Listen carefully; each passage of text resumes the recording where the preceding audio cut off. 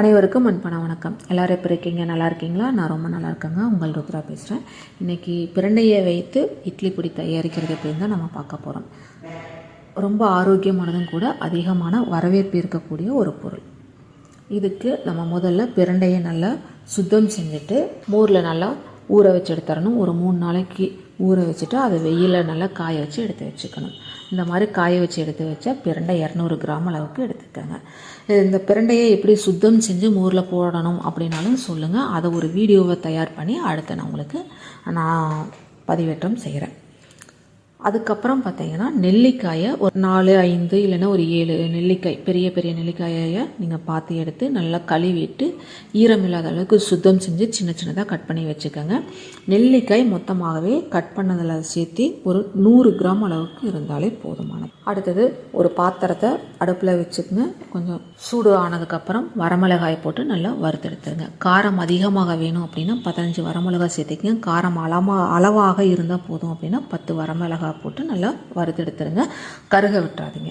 அதன் பிறகு ஒரு கைப்பிடி அளவுக்கு கருவேப்பிலை கொஞ்சம் கழுவிட்டு சுத்தம் செஞ்சுட்டு அதை நல்லா வறுத்தெடுத்துருங்க. வாசனை வர அளவுக்கு கருக விட்டுறாதீங்க. அதன் பிறகு பூண்டு ஒரு 50 கிராம் அளவுக்கு அதை தோலோடவே தட்டிட்டு நல்லா வறுத்தெடுத்துருங்க. மொறுன்னு வர அளவுக்கு வறுத்தெடுத்துருங்க. அரிசி ஒரு 30 கிராம் அளவுக்கு போட்டு நல்லா வாசனை வர அளவுக்கு வறுத்துருங்க. மிதமான தீயில வச்சு வறுத்தெடுத்துருங்க. கருக விட்டுறாதீங்க. இதெல்லாமே வறுத்ததுக்கப்புறம் ஒரு பாத்திரத்தில் போட்டு ஆற விடணும். அடுத்ததாக உளுந்து, நீங்கள் கருப்பு உளுந்து பயன்படுத்தலாம், இல்லைன்னா வெள்ளை உளுந்து பயன்படுத்திக்கலாம். இல்லைன்னா அந்த வெள்ளை உளுந்துலேயே நீங்கள் உருட்டாக இருக்கிறதும் சரி, இல்லை உடச்ச உளுந்தாக இருந்தாலும் சரி, எந்த உளுந்து வேணாலும் பயன்படுத்துங்க. உளுந்து 250 கிராம் அளவுக்கு நல்லா வாசனை வர அளவுக்கு வறுத்தெடுத்துருங்க. அதன் பிறகு ஒரு கைப்பிடி அளவுக்கு பாசிப்பருப்பு நல்லா வாசனை வர அளவுக்கு வறுத்துருங்க. மிதமான சூட்டில் வச்சுக்கோங்க.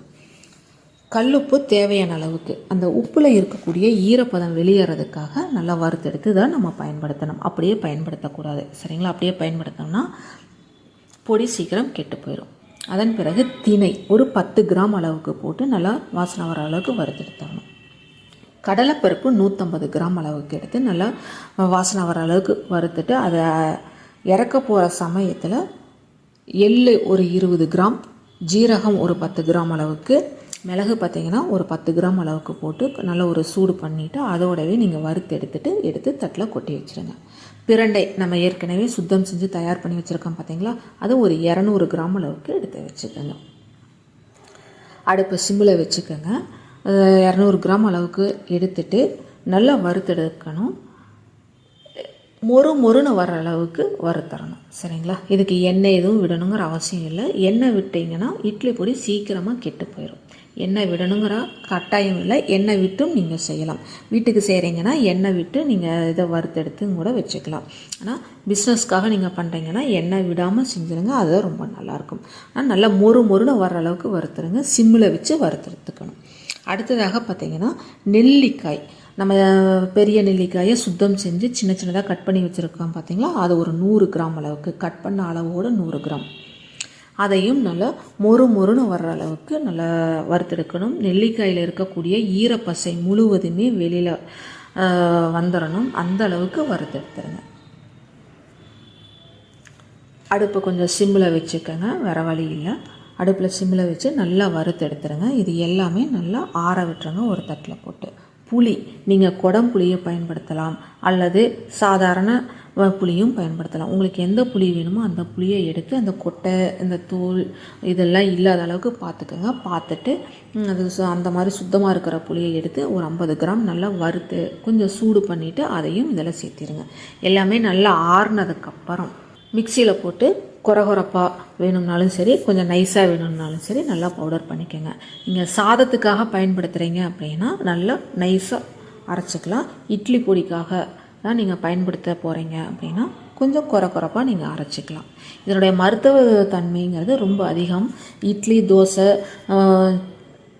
மற்றும் சாதத்துக்கும் இதை தாராளமாக பயன்படுத்தலாம். வாரத்தில் 2 நாள் 3 நாள் இல்லை, தொடர்ந்தும் கூட பயன்படுத்தலாம்.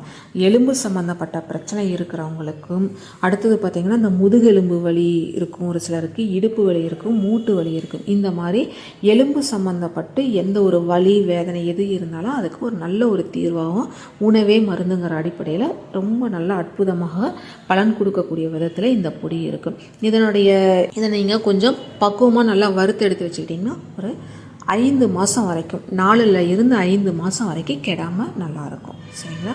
இதை நல்லா ஆற வச்சுட்டு அதுக்கப்புறம் பவுடர் பண்ணிடுங்க. மிக்சிலேயே நீங்கள் இது பண்ணிக்கலாம். பெரிய அளவில் நீங்கள் செய்கிற மாதிரி இருந்துச்சுன்னா மிஷினில் கொடுத்து நீங்கள் இதை பண்ணிக்கலாம். அது சின்ன அளவில் தான் உங்களுக்கு இப்போ நான் செஞ்சு காமிச்சிருக்கேன். சின்ன அளவில் செஞ்சதுனால நான் உங்களுக்கு பேக்கிங் எதுவுமே நான் காமிக்கலை. சரிங்களா? ஒரு சின்ன அளவான பாக்ஸில் போட்டு நீங்கள் 50 கிராம் அளவுக்கு 100 கிராம் அளவுக்கு உங்களுக்கு விருப்பமான பேக்கிங்கில் நீங்கள் போட்டு நீங்கள் கொடுத்துடலாம். நல்ல ஒரு வரவேற்பு இருக்கக்கூடியதாக இருக்கும். முதல்ல நீங்கள் செஞ்சு பயன்படுத்தி பாருங்கள். உங்களுக்கு இதனுடைய சுவை மனம் எப்படி இருக்குதுன்னு நீங்கள் சொல்லுங்கள். ஆரோக்கியத்துக்கும் எப்படி இருக்குதுன்னு சொல்லுங்கள். அடுத்ததாக இதை நீங்கள் உங்களுக்கான ஒரு அடையாளமாக பிஸ்னஸ்க்காக பயன்படுத்துங்க. அனைவரும் தொடர்ந்து இணைந்து முன்னேறுவோம். நன்றி, வணக்கம்.